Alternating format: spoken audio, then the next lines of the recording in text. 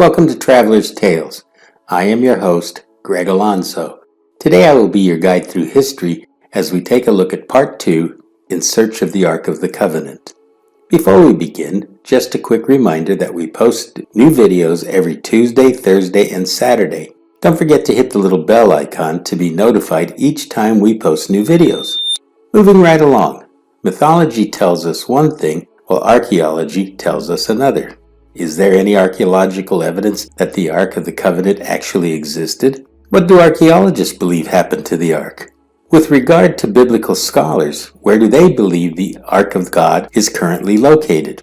Today we will answer these questions as we continue with our search for the device through which God spoke to Moses. Just to recapitulate, the Ark of the Covenant comes from the Hebrew Aron Habarit, meaning chest of the covenant.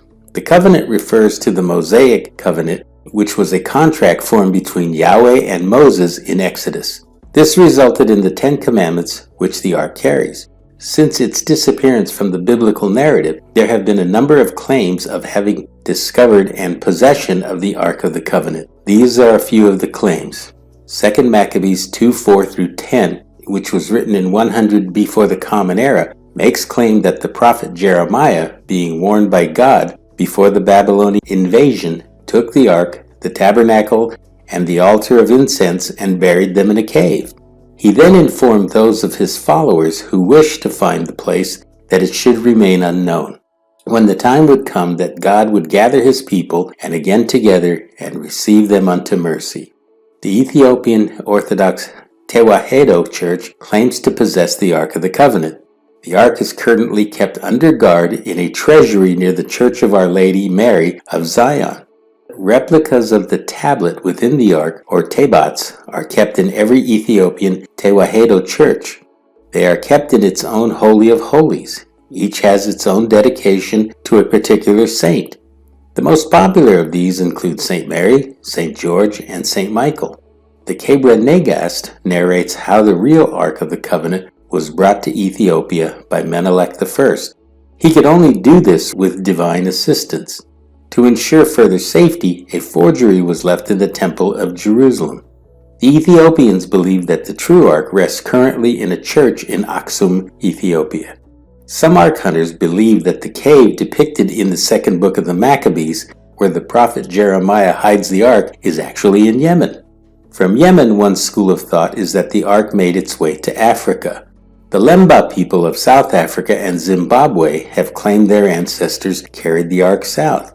They referred to it as Ngoma Lungungu, which means the voice of God. Eventually they hid the Ark in a deep cave in the Dunge Mountains, which was their spiritual home. DNA analysis establishes a partially Middle Eastern origin for a portion of the male Lemba population. Seeking further safety for the Ark of God, could Jewish temple priests have brought it to Africa? The Jewish connection is most doubtful because DNA only links the Lemba to the Middle East, not Israel. Could the Ark have made its way to Europe? One traditional claim is that the Ark was eventually brought to Europe and kept in the Basilica of St. John Lateran.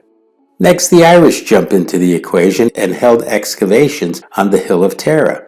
Unfortunately, these digs found no evidence of the Ark. Where then is the hiding place of the Ark of the Covenant? It seems that the Ark has been lost to history and appears only in tradition. The celebration of Yom HaAliyah, which is an Israeli national holiday.